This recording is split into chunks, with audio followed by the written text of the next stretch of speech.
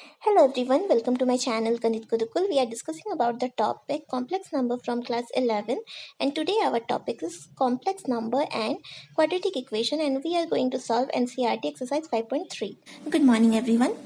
So in our previous lecture we are discussing about complex number from class 11. अपने पहले की 3 lecture video में हम कॉम्प्लेक्स नंबर की कुछ बेसिक चीजें एक्सरसाइज 5.1 और 5.2 फ्रॉम एनसीईआरटी उसको कवर कर चुके हैं। आज जो हमारा टॉपिक है वो है complex number and quadratic equation. ठीक है, क्वाड्रेटिक इक्वेशन यानी द्विघात समीकरण को हम कैसे हल करेंगे अगर उसके जो हल हैं यानी रूट्स हैं वो रियल यानी वास्तविक संख्याएं ना होकर अवास्तविक संख्याएं यानी कॉम्प्लेक्स नंबर हो। ठीक है, इमेजिनरी और रियल का जो कॉम्बिनेशन होता है वही होता है हमारा कॉम्प्लेक्स नंबर। उस फॉर्म में आंसर आए तो हम उसको कैसे सॉल्व करेंगे उसके बारे में जानेंगे और एनसीईआरटी की 5.3 एक्सरसाइज को कंप्लीट करेंगे। ठीक है, तो सबसे पहले हम क्वाड्रेटिक इक्वेशन यानी द्विघात समीकरण को एक बार रिकॉल कर लेते हैं। द्विघात समीकरण होता क्या है? एक ऐसा समीकरण जो कि ax² plus bx plus c बराबर 0 के रूप का हो और जिसमें a का मान 0 नहीं होना चाहिए। क्यों? अगर a का मान 0 हो गया, यहाँ हमने 0 रख दिया, तो 0 को x² से गुना करेंगे तो ये पूरा टर्म हट जाएगा, हमारे पास सिर्फ ये बचेगा। ठीक है, तब वो लीनियर इक्वेशन हो जाएगा यानी रेखीय समीकरण होगा, ना कि द्विघात समीकरण। ठीक है, तो द्विघात समीकरण के लिए सबसे पहले ax² plus bx plus c equals to 0 के रूप का होना चाहिए हमारा कोई भी समीकरण। और क्लास 10 में हमने इसका हल निकालना सीखा था। अगर इसके दो हल अल्फा और बीटा होते हैं तो इसका एक फॉर्मूला हुआ करता था -b plus minus √b² minus 4ac divided by 2a। ठीक है, इस फॉर्मूला के द्वारा हम अल्फा और बीटा फाइंड करते थे। ठीक है, इसके लिए भी हम एक डिस्क्रिमिनांट निकालते थे। ये जो b² माइनस 4ac है इसे हम डिस्क्रिमिनांट बोलते थे। ठीक है, इस पे डिपेंड करता था कि हमारा आंसर कैसा होगा। अगर इसका मान, इसके 3 केसेस होते थे, अगर इसका मान ग्रेटर देन 0 हो जाता था, ठीक है, 0 से बड़ा, तब जो उसका आंसर, तब जो उसके हल होते थे वो रियल एंड डिफरेंट रूट होते थे। दो अलग अलग आंसर आते थे, ठीक है, और वास्तविक आते थे। अगर इसका मान बराबर 0, b² माइनस 4ac का मान बराबर 0 आ जाए तब जो रूट हमारे होते थे यानी हल आता था वो रियल एंड इक्वल होते थे, मतलब दोनों आंसर बराबर होते थे। और इसी का मान अगर लेस देन 0 आता था, ठीक है, यानी 0 से छोटा माइनस में आ जाता था, तब जो आंसर होता था वो अवास्तविक यानी इमेजिनरी होता था। ठीक है, अब बात ये हो गया कि क्लास 10 में हम इन दोनों केसेस के बारे में तो पढ़ चुके हैं कि रियल एंड डिफरेंट रूट होगा तब हम कैसे हल करेंगे, रियल एंड इक्वल होगा तब करेंगे, लेकिन इसको इमेजिनरी को हमने अभी तक नहीं पढ़ा है जो कि आज हम पढ़ने वाले हैं। ठीक है, अब कैसे उसको हल करेंगे इसे जानने के लिए हम एक्सरसाइज 5.3 से ही एक क्वेश्चन उठाते हैं। एक्सरसाइज 5.3 का जो पहला क्वेश्चन है, क्वेश्चन ये है कि हमें सॉल्व करना है, solve x² plus 3 equals to 0। ठीक है, x² प्लस 3 बराबर 0 है, दिख रहा है ये द्विघात समीकरण है। क्यों? क्योंकि x का मैक्सिमम जो घात है वो 2 है। इसी को अगर हम ax² plus bx plus c बराबर 0 से कंपेयर करेंगे, ठीक है, compare with ax² plus bx plus c बराबर 0। ठीक है, तो इसी को आप ax² plus bx plus c बराबर 0 के रूप में अगर लिखोगे तो ये 1x² प्लस, देखो x के साथ कुछ नहीं है मतलब ये 0x है, प्लस c की जगह कितना है 3 है। अगर ये दोनों को आप कंपेयर करो तो आपको a का मान कितना मिल जाएगा, a की जगह देखो कितना है 1 है ना, तो 1, b का मान कितना आ गया 0, bx, तो x के साथ कौन है 0 है, इसीलिए b का मान आ गया 0 एंड c का मान आ गया 3। a b c का मान जैसे ही पता चल गया, सबसे पहले हम क्या करेंगे, डिस्क्रिमिनेंट निकालेंगे यानी d। d क्या होता है b² माइनस 4ac। ठीक है, तो जस्ट क्या करो, इसमें सभी मानों को पुट कर दो, तो b² यानी 0 का स्क्वायर माइनस 4, a का मान है 1, c का मान है 3, तो ये 0 माइनस 4 3 12 यानी -12। -12 तो क्या इसका मान लेस देन 0 आ गया, ठीक है, जैसे ही डिस्क्रिमिनेंट का मान लेस देन 0 आ गया, मतलब हमारे रूट्स कैसे हैं, इमेजिनरी है। यहां से आता है कॉम्प्लेक्स नंबर का कंसेप्ट। ठीक है, अगर इमेजिनरी है तो अब हम फॉर्मूला तो हमारे पास यही है, इसी फॉर्मूला को अप्लाई करके अब हमें निकालना है। ठीक है, तो सबसे पहले अल्फा बीटा के लिए देखो फॉर्मूला क्या है, minus B plus minus under root B square minus 4ac divided by 2a। ये है फॉर्मूला। अगर हम इसे ध्यान से देखें तो ये minus B plus minus under root B square minus 4ac है। बी स्क्वायर माइनस 4ac होता कौन है, ये डी, तो सीधा हम इसके अंदर डी भी लिख सकते हैं डिवाइडेड बाई 2a। क्यों लिखा हमने, क्योंकि डी का मान ऑलरेडी हम फाइंड कर चुके हैं, तो उससे हमें पुट करने में आसानी होगी। चलो मान डालते हैं, माइनस बी, बी के जगह कितना है 0, plus minus under root 12 minus 12 divided by 2, A के जगह देखो कितना है 1। ठीक है, माइनस 0, तो इसको तो हम हटा सकते हैं, तो हमारे पास बचा क्या, plus minus under root minus 12 by 2। अब ध्यान से देखो, अब हमारा रूट के अंदर माइनस आ गया। रूट के अंदर जैसे ही माइनस आता है तो हम इमेजिनरी नंबर आई यानी आयोटा को इंट्रोड्यूस करते हैं। ठीक है, तो ये प्लस माइनस अंडर रूट 12 तो 12 ही रहेगा। ये जो -1 है, -1 को हम आई स्क्वायर लिख सकते हैं। ठीक है, हमने पहले ही पढ़ा है, डिवाइडेड बाई 2 प्लस माइनस ये जो 12 है, 12 को रूट से बाहर निकालने के लिए हम लोग प्राइम फैक्टराइजेशन कर लेते हैं। तो 2 छक 12, 2 तिया 6, कितना आ गया 2√3 आया। एंड ये आई स्क्वायर है, स्क्वायर और रूट कैंसिल होके आई बाहर आ गया, डिवाइडेड बाई 2, 2 कैंसिल, तो हमारा आंसर आ गया plus minus √3i।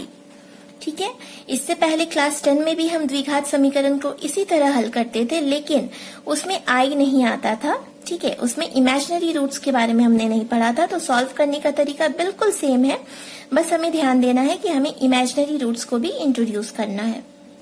Okay, exercise 5.3 के ही अगले क्वेश्चन नंबर 2 पे हम बात करते हैं। देखो ये 2x² प्लस x प्लस 1 है, इसको अगर हम कंपेयर करेंगे, compare with ax² plus bx plus c बराबर 0, तो a की जगह देखो कितना है 2 है, तो इससे हमें a का वैल्यू पता चल गया। b की जगह है 1, x के साथ 1 है, एंड c का वैल्यू है 1। सबसे पहले हम निकालेंगे डिस्क्रिमिनेंट, जो है b² minus 4ac, b² that means 1² minus 4ac, 1 minus 4 2 8 that is -7। ठीक है, अगेन क्या हो गया, लेस देन 0 आ गया ना, तो इसका मतलब रूट्स कैसे होंगे, इमेजिनरी होंगे। जैसे ही इमेजिनरी होंगे आप सीधा क्या करो, डिस्क्रिमिनेंट तो हमने फाइंड कर लिया है, आप अल्फा बीटा फाइंड करने के लिए फॉर्मूला पुट कर दो, minus B plus minus under root D divided by 2a। b² minus 4ac की जगह हमने d लिख दिया। ठीक है, तो minus B plus minus root D. ठीक है, डायरेक्ट हम फॉर्मूला में वैल्यूज पुट करते हैं, माइनस बी की जगह 1 plus minus under root -7 by 2, a की जगह 2। ठीक है, सॉल्व करते हैं, -1 प्लस माइनस, देखो रूट 7 है ना, तो 7 तो 7 ही रहेगा, और -1 की जगह हम लिख सकते हैं i² divided by 4। -1 plus minus root 7 को तो रूट से हम बाहर नहीं निकाल सकते, और ये जो i² है इसे हम बाहर निकाल सकते हैं, divided by 4, which is the required answer. तो इस तरह से हम इमेजिनरी रूट्स जब हमारे होंगे तो हम उसको सॉल्व कर सकते हैं, द्विघात समीकरण को।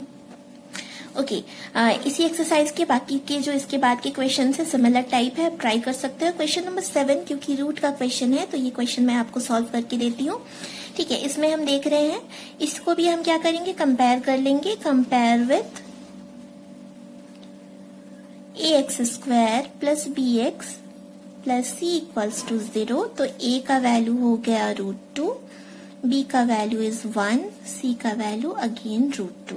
ठीक है, सारे वैल्यूज पता चल गया, तो अब हम क्या करेंगे, डिस्क्रिमिनेंट फाइंड करेंगे, that is b² minus 4ac, b² यानी 1 का स्क्वायर माइनस 4, a का वैल्यू √2, c का वैल्यू √2, तो 1 माइनस 4 √2 कितना हो गया 2, that is 1 minus 8, again -7 less than 0, less than 0 जैसे ही हुआ तो रूट्स हमारे क्या होंगे, इमेजिनरी होंगे।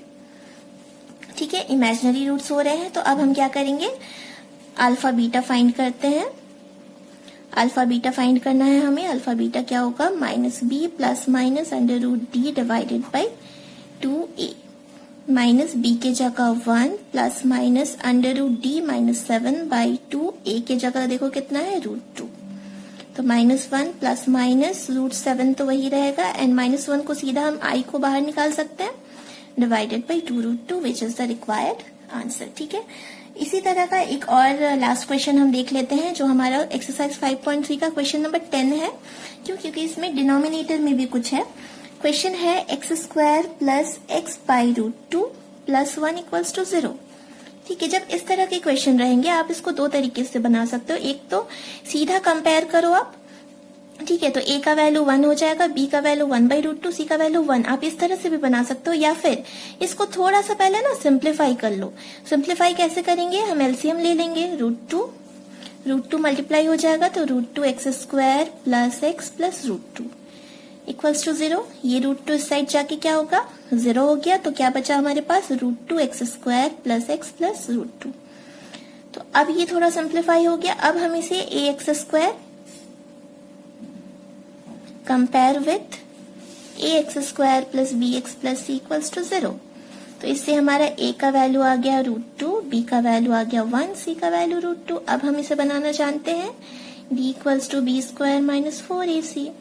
तो 1² minus 4ac, that is 1 minus 8, again minus 7 less than 0, that is imaginary. और इमेजिनरी हुआ तो हम सीधा क्या करेंगे, फॉर्मूला पुटअप कर देते हैं। Alpha beta equals to -b plus minus √d by 2a, minus b के जगह 1 प्लस माइनस √-7/2, a के जगह √2।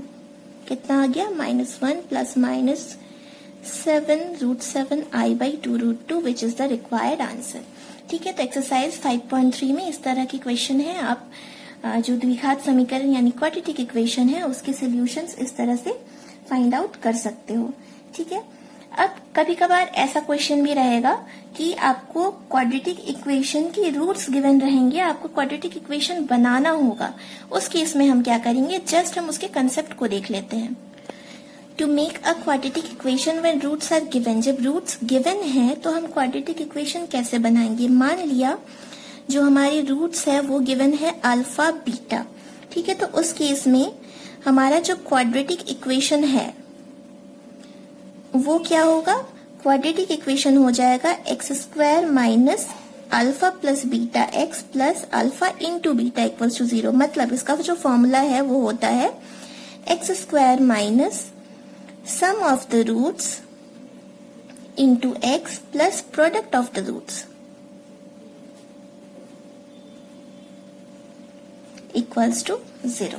ठीक है, इसको फाइंड करने के लिए एक और फॉर्मूला भी है जो हमें हमारे माइंड में होना चाहिए। जो अल्फा प्लस बीटा है इसका वैल्यू -b/a होता है। ठीक है, अगर आपको गिवन है अल्फा प्लस बीटा कैसे फाइंड करना है, इससे आप इसमें जाना चाहते हो तो आप -b/a करके फाइंड कर सकते हो। और अल्फा इंटू बीटा जो है उसका फॉर्मूला c/a है। ये जो फॉर्मूला बेसिक आपको क्लास 10 में आप ऑलरेडी पढ़ चुकी है, तो जस्ट मैंने रिकॉल करने के लिए इस कंसेप्ट में इसको बताया। सो थैंक यू, यही हमारा आज का जो लेक्चर था क्वाड्रेटिक इक्वेशन और कॉम्प्लेक्स नंबर पे था। Thank you so much. Thank you so much for watching the lecture video. For more videos, please like and subscribe my channel Ganit Gurukul.